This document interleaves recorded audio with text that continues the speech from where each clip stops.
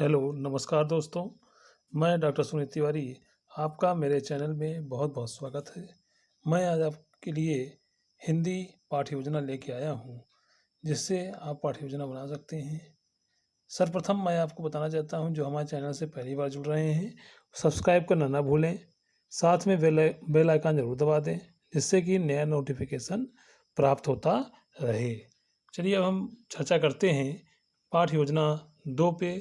इसके पहले मैंने आपको अगले वीडियो में पाठ्य योजना 1 बताया था। अब पाठ्य योजना 2 के बारे में बता रहे हैं। हिंदी पाठ्य योजना विषय गद्य छोटों की अक्ल छोट और विद्यालय का नाम जैसे आपको लिखना होता है। फिर आप दाईं तरफ देख रहे होंगे कक्षा चक्र अवधि, जो आपको लिखना है, दिनांक जैसे आपको पता ही होगा। तो अब सबसे पहले हम देखते हैं उद्देश्य। उद्देश्य में सबसे पहले आता है ज्ञानात्मक उद्देश्य। ज्ञानात्मक उद्देश्य में छात्र छोटों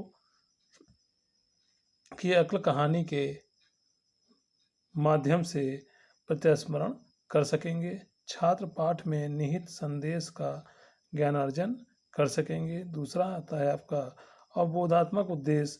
छात्र अपनी भाषा में पाठ का वर्णन अन्य व्यक्तियों के समक्ष कर सकेंगे।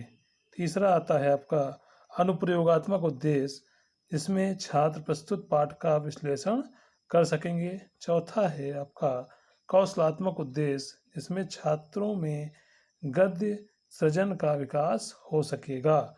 छात्रों में बुद्धि के प्रयोग की कुशलता का भी विकास होगा। पांचवा है आपका अभिवृत्त्यात्मक उद्देश्य। छात्र कल्पनाशील बनेंगे। दूसरा इसे लिखा है छात्रों में बौद्धिक विकास होगा। अभिरुच्यात्मक उद्देश्य में छात्रों में दूसरों की सहायता करने की रुचि का विकास होगा। छात्र कहानी से प्राप्त संदेश को सीखने में रुचि लेंगे। इस तरह से आप उद्देश्य लिखेंगे। अब उसके बाद नेक्स्ट हेडिंग आप देख रहे हैं, जैसे कि सहायक सामग्री लिखा हुआ है। तो इसमें लिखा जाता है पाठ से संबंधित चित्र, कक्षा उपयोगी अन्य सामग्री, और कुछ इसमें लिखा नहीं जाता है। उसके बाद नेक्स्ट हेडिंग जैसे है पूर्व ज्ञान। छात्र छोटों की अक्ल के विषय में पूर्ण ज्ञान रखते हैं। उसके बाद प्रस्तावना प्रश्न। प्रस्तावना प्रश्न में जैसे आपको ज्ञात है कि 4 से 5 प्रश्न होने चाहिए।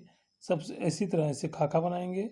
एक तरफ क्रम संख्या, दूसरे में छात्र अध्यापक या छात्र अध्यापिका प्रश्न और छात्र संभावित उत्तर। तो अब जैसे आगमन में उड़ने वाली पक्षी आसमान में उड़ने वाले पक्षी का आकार कैसा होता है? तो आसमान में उड़ने वाले पक्षी का आकार छोटा होता है। छोटे या बड़े लोग किसी कार्य को करने से पूर्व क्या करते हैं? तो छोटे या बड़े लोग किसी कार्य को करने से पूर्व सोचते हैं। तीसरा है शरीर के किस अंग द्वारा हम सोचने का कार्य करते हैं? तो दिमाग या बुद्धि द्वारा हम करते हैं। चौथा है बुद्धि या दिमाग को हम और क्या कहते हैं? ये आपका समस्यात्मक प्रश्न होगा। जिसके फिर आप नेक्स्ट रीडिंग देख रहे हैं उद्देश्य कथन, जिसमें पाठ की चर्चा करनी है। तो आज हम छोटों की अक्ल कहानी का विस्तार पूर्वक अध्ययन करेंगे। उसके बाद प्रस्तुतिकरण में तो छात्र अध्यापिका सुविधानुसार पाठ को 2 भागों में विभाजित करेगी, प्रथम अवनति और द्वितीय अवनति। इसमें जैसे पहला शहर से दूर डैश डैश जाने ले ली है, दूसरा है उसको तो रहने लगे। तो अब प्रथम अवनति में शुरू करते हैं। शहर से दूर डैश डैश जान ले ली है।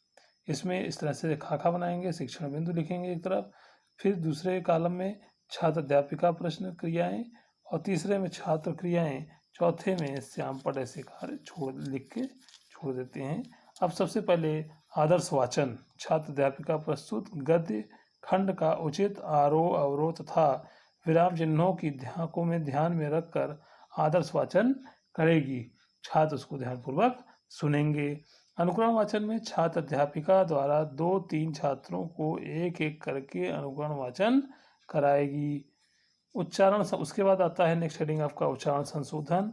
उसमें छात्र अध्यापिका छात्रों की सुविधा अनुसार उच्चारण संशोधन कराएगी। छात्र कठिन शब्दों का उच्चारण करेंगे। उसके बाद आता है मौन वाचन।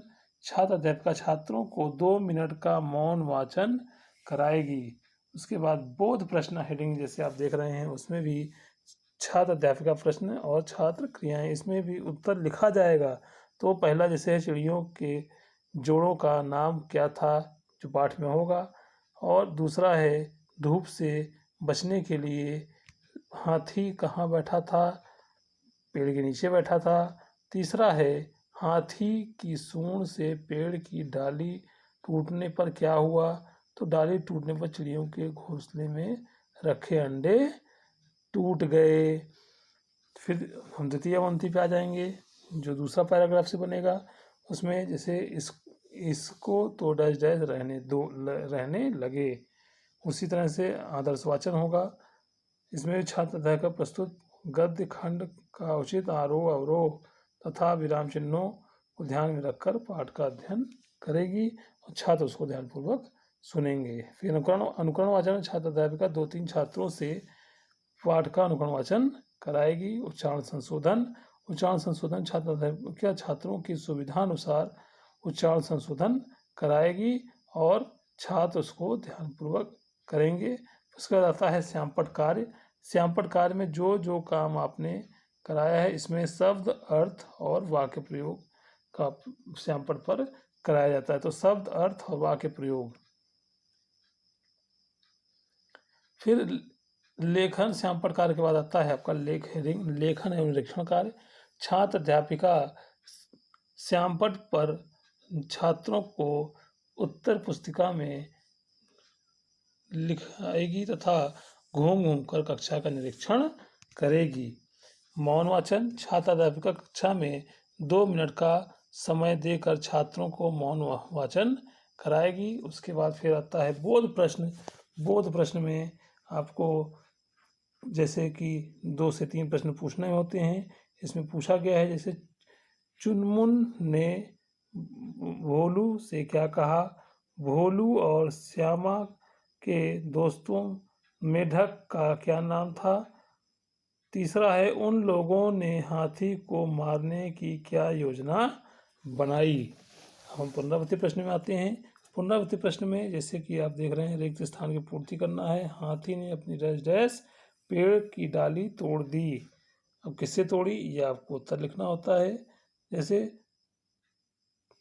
इस तरह से 5 प्रश्न इसमें बनाने होते हैं और लास्ट में गृह कार्य देना होता है। जैसे कि छात्र छोटों की अक्ल पाठ पर एक निबंध लिखकर लाएं।